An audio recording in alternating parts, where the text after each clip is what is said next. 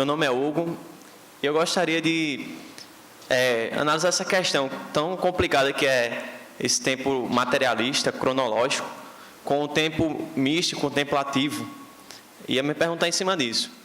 Porque a gente vê que, principalmente na Idade Média, o tempo contemplativo estava em tudo, né? Até no momento que os servos estavam no campo, o sino tocava, era um tempo, o tempo litúrgico.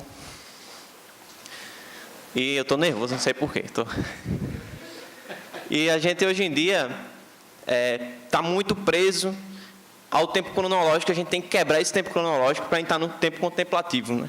Às vezes a gente está na correria do trabalho, do estudo, e até por essa preocupação, acho que São José Maria de Escrivá disse que a gente tinha que encontrar Deus nas nossas tarefas cotidianas, né? Na fábrica, no colhendo, também no campo. E eu queria saber de que forma mais prática a gente conseguiria quebrar tanto esse tempo materialista, cronológico, e entrar mais no tempo contemplativo. Porque, como Nossa Senhora de Fátima fez a aparição do terço, né? Pode ser também uma forma, né? Que da gente conseguir, até mesmo dentro do ônibus, às vezes rezando o terço, mas de formas realmente efetivas, assim, da gente, ou não sei se buscando trabalhar menos, de ideias assim. Eu concordo muito consigo. Eu vou lhe dar um fato que é mais ou menos assim. O Gilberto Freire conta que um dia ele estava num hotel no exterior e creio que era num país anglo-saxônico, e chegou um espanhol ao balcão. O senhor bem apresentado e tal, inscreveu-se no hotel, né, pegou a chave do quarto, e depois disse o seguinte, disse assim para o homem que estava na recepção: por favor, amanhã chame-me de manhã entre as 10 e o meio-dia. Bom, o anglo-saxão ficou assim: nossa, o que é isso, entre as 10 e o meio-dia? Tanto faz para esse homem entre as 10 e o meio-dia. O anglo-saxão é assim uma espécie de escravo do tempo, né? E eu vou lhe dizer uma coisa: eu acho que, estando aqui, eu acho que, graças a Deus, no Brasil, e eu vejo isso muito no Nordeste, não há essa espécie de escravidão a essa mentalidade moderna que foi colocada, que é uma espécie, nós somos os escravos do tempo. Não, nós somos os senhores do tempo, em certo sentido. Isso que você estava dizendo, de ter uma coisa mais contemplativa, isso vem de nós não nos deixarmos absorver por uma espécie de frenesi moderno. Há uma intemperança moderna, que não é sábia. A Escritura fala muito do dom da sabedoria. E o que é o dom da sabedoria? É dar um valor a todas as coisas. Por exemplo, eu outro dia vi uma coisa muito curiosa. Vou lhe dar um exemplo que parece que não tem nada a ver, mas tem. Houve esse ataque dos Estados Unidos lá na Síria. Em 10 segundos tinha milhares de pessoas fazendo comentários taxativos e dogmáticos sobre o que é que tinha acontecido. Disse assim: mas espera aí, uma pessoa que estuda um pouquinho política internacional sabe que as coisas são muito mais complexas do que isso. O que é que você sabe sobre o que é que aconteceu para em 10 segundos estar dando uma opinião dogmática sobre o que é que aconteceu? Quer dizer, nós estamos encaixados num ritmo que é a palavra imediata, não há pensamento, não há reflexão, não há análise, tudo é assim, pá, já vem... E isso gera discussões das pessoas se matarem. Calma, isso não é sábio. Então, eu me parece o seguinte, que uma das coisas que nós devíamos procurar é exatamente esse espírito da sabedoria, ou seja, esse espírito de reflexão sobre as coisas. Nunca analise uma coisa só pelo que ela parece. Analise, tente decifrar, faça as coisas. Bom, e eu volto-lhe a dizer, não só o terço é importante, mas, não sei se você conhece ou não conhece, mas esse livro do Tratado da Verdadeira Devoção é uma verdadeira preciosidade, porque ele diz o seguinte, que a pessoa estudando aquela devoção e se consagrando, compenetrando-se daquela consagração, Nossa Senhora vai começar a cuidar da vida espiritual dele, ou seja, ela vai conformando o espírito das pessoas devotas. Aquilo, por isso é que ele diz que aquele livro será uma verdadeira uma descoberta para os homens que viverão nos nossos tempos, em que haverá uma luta muito renhida entre o bem e o mal. Ele diz isso. Então, me parece o seguinte, nós temos que fazer um esforço de sermos mais reflexivos, sermos mais analíticos, sermos mais ponderados, deixarmos menos absorver por essa velocidade e essa intemperança de tudo. Não, às vezes há pessoas que a gente fica aflita, né? Você está com um celular aqui, com um telefone aqui, porque não basta ter um, tem que ter 2 ou 3 aqui, depois você está no computador apostando na bolsa, depois está não sei o quê, o sujeito é uma espécie de máquina agitada e febricitada, e nós teríamos que fazer exatamente o contrário. Agora, eu não vejo isso apenas como um esforço pessoal, eu só acho que isso se consegue mesmo com uma devoção a Nossa Senhora. Porque é que ela diz em Fátima? Por fim o meu imaculado coração triunfará, né? O que é que isso quer dizer? Quer dizer que a mentalidade dela vai triunfar sobre as mentes das pessoas, ou seja, as pessoas ficarão impregnadas daquele espírito. Diga uma coisa, você imagina Nossa Senhora com o menino Jesus correndo de um lado para o outro? Vamos correr para aqui, vamos correr para ali. Não. Você imagina, por exemplo, Nossa Senhora fugindo para o Egito. Fugindo para o Egito. Ela está fugindo de uma perseguição. Mas você imagina Nossa Senhora na agitação? Não. Nós somos tudo isso. Qualquer coisa que nós vamos fazer é uma agitação para cá, uma agitação para lá. Então, eu acho que falta esse espírito, digamos assim, pode parecer assim um conselho muito aéreo, mas me parece que não é. Que é nós nos compenetrarmos disso, ou seja, vermos, não é apenas assim, a presença de Deus nas coisas, mas é vermos todas as coisas como em função da construção ou da destruição do reino de Deus. Não sei se consegui explicar. Nossa Senhora, na aparição de Fátima, disse que para a conversão dos homens deveria se rezar o terço todo dia. Suponho que a maioria dos católicos aqui também vão querer constituir família, levar seus filhos à igreja, à missa tridentina, como todos nós queremos fazer. Qual seria o conselho que o senhor daria para incrustar nos filhos uma fé tão grande e de tal fortaleza que consiga vencer o mundo? Porque uma coisa é só falar que você tem uma fé, outra coisa é aquela fé já criar quase como se fosse um antídoto interno contra os vícios do mundo, que seja um bloqueio natural, para não haver o que eu acho que é a pior das coisas, que é o escândalo diante do mundo moderno. O católico, infelizmente, olha para o mundo moderno, se escandaliza e não sabe o que fazer. E como seria assim, o conselho, além de rezar o texto todo dia, que poderia ajudar a educação dos filhos, e além do mais, obviamente, para além de toda a literatura que tem que se ler com os livros, com os filhos e assim por diante? Você levantou um problema, que é um problema que muitos católicos não querem ver. É que é quase impossível você viver normalmente nesse mundo. É quase impossível. Porque a pessoa é agredida a todos os momentos. O seu filho vai para a escola.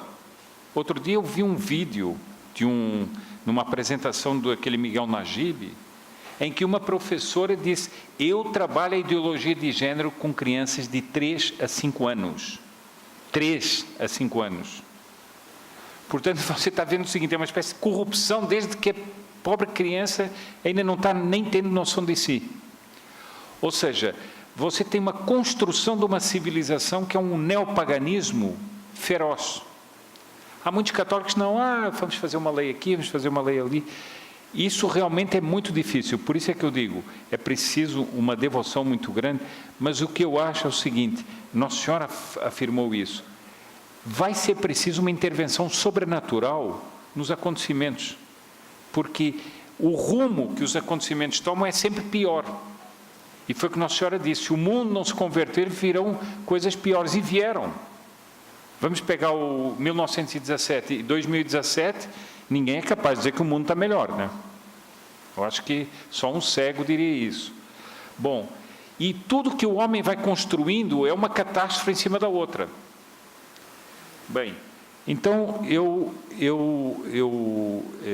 creio o seguinte, que nós também devemos pedir, esperar uma intervenção grande do sobrenatural, ou seja, que haja graças tremendas que consigam mudar as coisas, né? As mentalidades das pessoas, as realidades, porque é realmente muito difícil você dar uma educação aos seus filhos numa sociedade que a todo momento...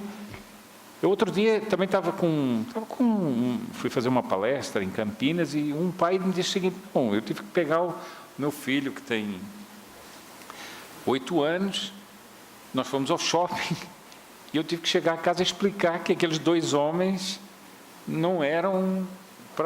Ele disse o seguinte, não adianta eu não explicar, o que é que eu vou fazer? Eu tenho que explicar.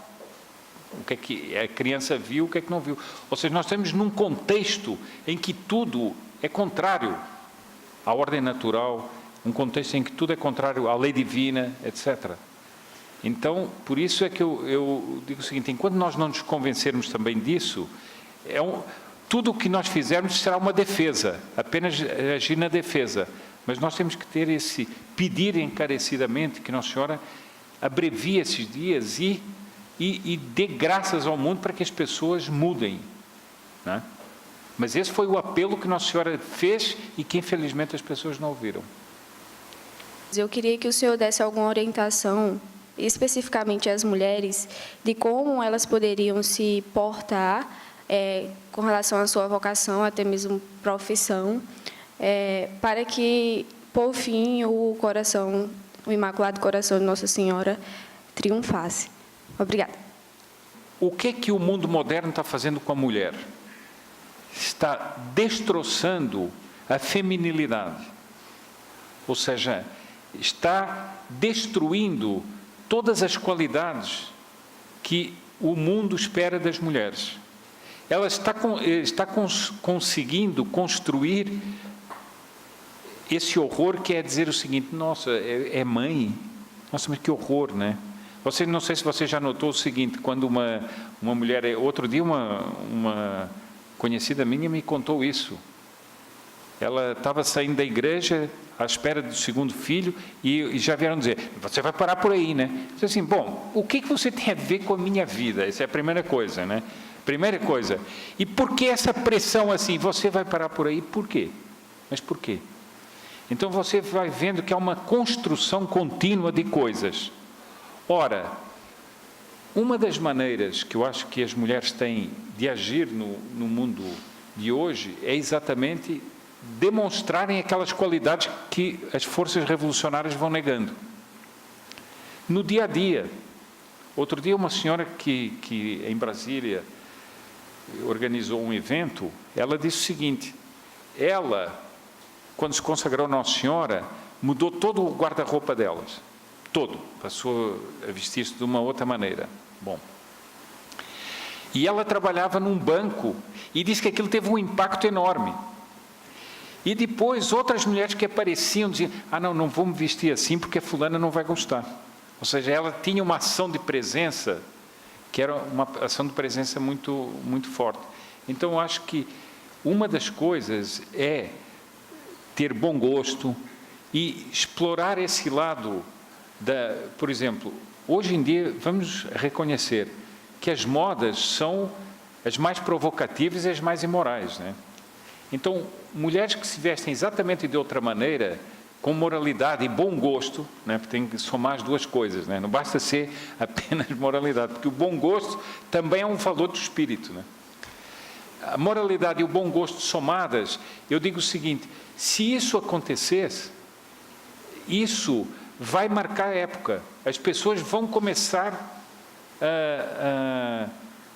vai começar a haver uma transformação. Isso vai influenciar na sociedade. Se houver muitas mulheres que fizerem isso, isso vai influenciar na sociedade. Então, há realmente maneiras concretas das mulheres atuarem hoje em dia. Depois, outra coisa, quando mulheres falam contra o feminismo, isso é uma coisa excelente, sabe por quê? Porque as feministas acham que estão falando em nome de todas as mulheres, né? E quando as pessoas veem que as mulheres não estão de acordo com aquilo, isso quebra de alguma maneira uma das armas revolucionárias, que é o unanimismo. Não, todas as mulheres pensam assim. Não, a maior parte das mulheres não pensa assim. Primeiramente, bom dia, né? Minha pergunta é muito hipotética, assim, eu não sei se vai dar para ser respondida facilmente, mas um dos momentos que a nossa igreja mais cresceu foi quando ela sofreu maior repressão, isso na Itália Antiga, quando éramos perseguidos e mortos. E hoje eu acho que a gente vive uma repressão inversa, assim, tipo, quando a gente se privar de drogas e sexo, a gente é atacado, principalmente pessoas da minha idade, como antiquados e coisas do tipo. E aí eu levanto o questionamento: será que a gente pode estar prestes a uma reascensão da nossa igreja, de acordo, porque pensando como crescemos antigamente, né, contrária às pressões da sociedade, né? Eu acho o seguinte: nós vivemos uma pressão que não é muito diferente da pressão dos mártires. A pressão dos mártires para ir para o Coliseu era apenas a última etapa, porque eles tinham que viver na sociedade daquela época, e toda a sociedade era pagã.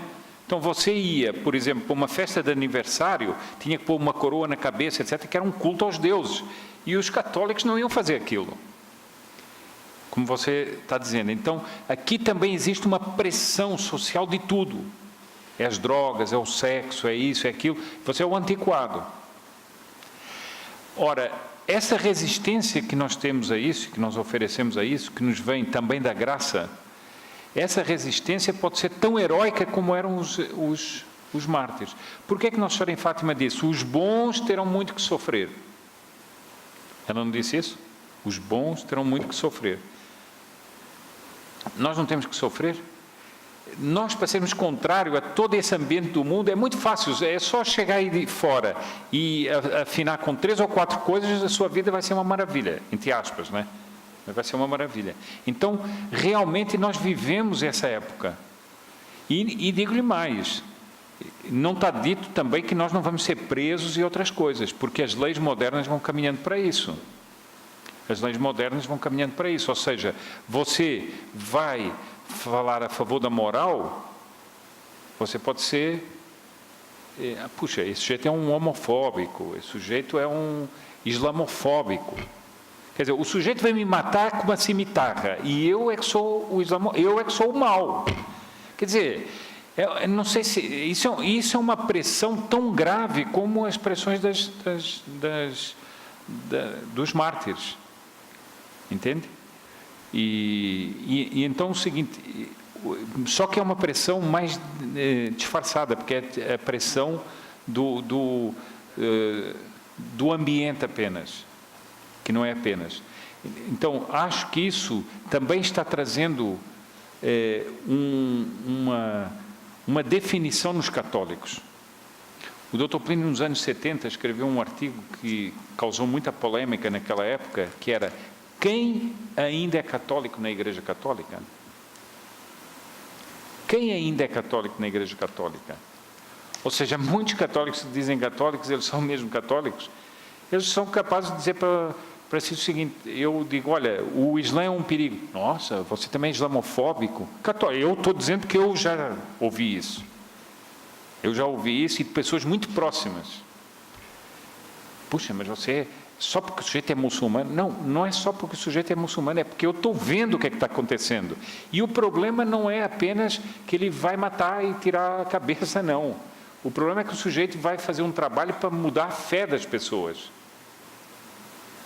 que é o que acontece na Europa. Então, realmente o que você diz é verdade. E nós hoje, a bem dizer, sofremos uma espécie de martírio, que é o martírio da fidelidade à Igreja de sempre, eterna, com os seus ensinamentos, etc. Nós sofremos isso. E sofremos isso nos meios católicos também. E essa realidade, por isso é que eu digo, é impossível a gente ter isso tudo sem ter uma fortaleza espiritual. É um pouco como os templários. Por que é que eles eram fortes daquela maneira? Não é porque eles ficavam fazendo halterofilismo, não. Eles eram valentes, eles tinham coragem, mas eles tinham fé, tinham devoção, rezavam e eram homens imbatíveis. Os muçulmanos, quando capturavam um templário, diziam o seguinte: com esse não adianta fazer conversinha, ou corta a cabeça ou não adianta, porque ele não vai ceder nunca. Não sei se você sabe uma coisa, que foi um estudo que foi feito, que na época moderna, em várias guerras, foram estudadas as pessoas que melhor resistiam às torturas. Sabe quem eram? Os católicos, que tinham fé. Por quê? Porque eles tinham princípios, não estavam entregues a um ideal errado, a um neopaganismo, uma coisa assim. Como eles tinham fé e tinham princípios, eles resistiam a essas torturas, né? Agora, pergunto só uma coisa: imagine uma santa, uma jovem daquela época que era católica e é levada para o Coliseu. Depois ela fica lá embaixo, naquelas prisões lá embaixo, ouvindo as feras que estão rugindo do outro lado, os leões, os leopardos, não sei quantos, os ursos. E você fica uma noite inteira ouvindo aqueles animais que depois, no dia seguinte, vão comê-lo. Acho que a pessoa não tem medo disso aí? Tem, né? Eu acho que é impossível não ter. A pessoa tinha que ter medo disso. Agora, como é que essa pessoa depois subia no Coliseu, no meio daquela multidão toda que gritava selvaticamente para ver as pessoas morrerem mordidas pelas feras, e de repente essa jovem chegava assim diante de uma fera, calmamente, se punha, deixava que a fera viesse e a comesse. Como é que ela tinha essa valentia? Porque ela tinha uma ajuda muito grande da providência, e porque ela tinha rezado muito, tinha pedido muito, e naquela hora lhe era dada essa fortaleza. E ela era uma heroína da fé. Então, se os mártires foram capazes disso, por que é que nós não podemos pedir isso? Não é? Por que é que nós não podemos obter isso também? Não é verdade? Se o senhor me permitir, eu vou fazer um adendo. Eu vou me atrever a fazer esse adendo porque é da minha área de relações internacionais. O senhor falou dos muçulmanos e, na sua palestra, o senhor falou sobre o Irã. E, de fato, nós estudamos... a gente estuda isso no curso de Relações Internacionais porque é o que baseia a política externa iraniana. O Estado iraniano, como vocês sabem, é um Estado islâmico, é um Estado confessional, como a gente diz, islâmico. E o Estado-Maior iraniano, eles seguem uma linha do islamismo que se chama principialismo. O que é isso? Eles acreditam, como o senhor Sepúlveda mencionou, na vinda de um profeta no fim dos tempos, que vai... É algo que lembra o cristianismo. Só que é claro que não é nosso Senhor Jesus Cristo, seria um Messias islâmico. Só que para esse Messias vir, precisa existir um estado de caos em todo o mundo. E é isso que vai ser o engate para que essas profecias se realizem. A profecia depende de um caos instaurado em todo o mundo. Então, a política externa iraniana é toda baseada em instaurar esse caos. Primeiramente, no Oriente Médio, contra os sunitas, porque o Irã é um Estado xiita, e, posteriormente, em todo o mundo. E isso baseia também o programa nuclear iraniano, que é todo secreto, foi descoberto há pouco tempo, alguns anos atrás, mas é todo secreto, e as bases do programa nuclear iraniano foram construídas embaixo de montanhas, de modo que seja impossível para qualquer arma que nós temos atualmente destruí-las através de um bombardeio estratégico. Por que eu estou falando isso? E porque eu tive essa ousadia? Para vocês perceberem que é algo muito mais grave. Esse principialismo e essas pessoas estão lidando com armas nucleares, com o objetivo de destruir a civilização. Então, é algo muito mais grave do que parece ser, é algo que precisa de realmente muito mais atenção. Só reafirmando, confirmando o que o senhor Sepúlveda já falou aqui. Nós temos 10 minutos. Dá tempo de fazer mais uma pergunta, né? Mais uma pergunta. Só uma coisa, eu vou só completar. Eu agora me lembrei, na palestra me esqueci, ele chamou o Mahdi, né? O Mahdi. Mas vejam bem, isso que ela disse é muito importante para ver o seguinte: essa história de que a política internacional se resolve com a economia é mentira. Porque qual é o fundamento do Irã? É um fundamento religioso, de uma falsa religião, em que eles querem destruir a civilização para a vinda do tal profeta, que é um falso profeta. Só para chamar a atenção disso. Eu queria saber qual a opinião do senhor, que direção o Brasil teria que tomar para acabar com essa hegemonia intelectual nas instituições. Muito do ímpeto dessa hegemonia foi quebrada. Por exemplo, agora em Santa Catarina, houve eleições lá no diretório acadêmico de uma faculdade importante, em Maringá, numa universidade estadual de Maringá, e uma chapa conservadora venceu. Quando você consegue que domínio de anos e anos e anos essa hegemonia de esquerda seja quebrada assim, é importante. Por quê? Porque já houve um movimento dentro das universidades, já começou a haver. Depois o seguinte, aqueles que tenham uma vocação acadêmica, por exemplo, conseguir uma cátedra numa universidade, isso é extremamente importante. Você passa gerações de pessoas que passam por si, que você pode formar outras ideias. Portanto, eu acho que essa criação de grupos dentro das universidades, com essa promoção de estudos, isso é muito bom nesse sentido. Vou só dizer uma coisa, que a menina que encabeça essa lista lá em Maringá, ela também decidiu, além de pintar todo o diretório acadêmico, que era aquela caos da sala de fumar maconha, não sei quanto. Bem, além disso, ela levou um padre para fazer um exorcismo, que também é uma coisa bastante boa. É uma arma bastante boa para quebrar essa hegemonia. Mas não sei se eu consegui responder a sua pergunta, mas eu acho que é muito importante. As pessoas às vezes não dizem assim, mas o que é isso? 5 pessoas. Vá ler a história do Fernando Henrique. O que é que eles faziam? Eram 5, 10 pessoas que ficavam se reunindo, estudando Marx. Por isso é que eles ficaram com aquela cabeça, né? Bom, mas eles ficavam reunidos, 5, 10 pessoas, e depois eles chegaram ao poder. Portanto, nada do que é pequeno é inócuo. Pelo contrário.